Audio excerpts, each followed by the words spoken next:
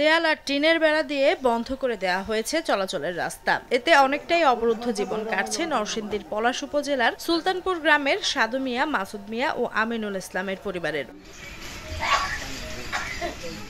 ভুক্তভোগীদের অভিযোগ, চলাচলের একমাত্র রাস্তাটি প্রতিবেশী নাসরিন বেগম দেয়াল ও টিনের বেড়া দিয়ে বন্ধ করে দেন। দীর্ঘ ৪২ বছর ধরে যে সড়ক দিয়ে যাতায়াত করতেন, সে সড়কের পাশে জমি কিনে রাস্তার উপর দেয়াল ও টিনের বেড়া দেয়ায় চরম ভোগান্তিতে পড়েছেন তারা।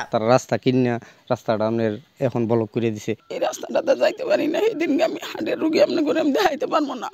আমার হাঁটুটা চুলে গেছে, এত কষ্ট করে বলতে হয়ে যায়। আমি মনে একটা অসল মানুষ, আমি বন্ধুকে জায়গাটা উঠতে পারতেছি না, অনেক কষ্ট হইতেছে আমার। বাড়ির দিক দিয়ে বারণের কোনো রাস্তা তারা রাখছে না, এই অবস্থার মধ্যে তারা রাখছে ঘরে।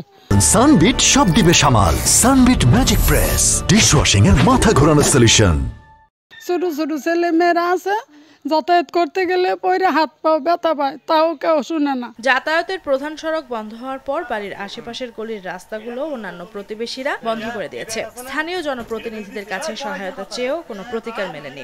এই ব্যাপারটা লইয়া চেয়ারম্যানের অনেকের আমি গেছি, চেয়ারম্যান মেম্বার যারা আছে তাদের কাছে আমি গেছি, কিন্তু ওরা ডাইরেক্ট বলছে যে চেয়ারম্যানে অগরে রিকোয়েস্ট করছে, ওরা বলছে চেয়ারম্যানের বড় ঘরে রাস্তা দিতে পারবো না। এখন আমরা এরকম ভাবে একটা বন্দি হয়েছে, এই জায়গাতে বাড়িয়ে দুটো বাজার করে খামু, কি একটা মালামাল বাড়ির ভিতরে আনবো নিবো, কিন্তু রাস্তা নাই ভাই। এ বিষয়ে অভিযুক্ত নাসরিনের সঙ্গে কথা বলতে গেলে ক্যামেরা দেখে পালিয়ে যান তিনি। আর স্থানীয় চেয়ারম্যান বলছেন, বিষয়টি নিয়ে দুপক্ষের সঙ্গে আলোচনা করে সমাধানের চেষ্টা করা হচ্ছে।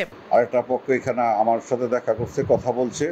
আমি তাদেরকে বলছি ২-১ দিনের ভিতরে তারা যদি উভয় পক্ষ সমন্বয় করে আমার সাথে, এবং আমি তাদের সাথে সমন্বয় করে ফয়সালা করার জন্য চেষ্টা করি। সভ্য সমাজে এভাবে অবরুদ্ধ না করে চলাচল সহজ করতে দ্রুত রাস্তা খুলে দেওয়ার দাবি ভুক্তভোগীদের। নুসরাত জাহান সিনথি, RTV।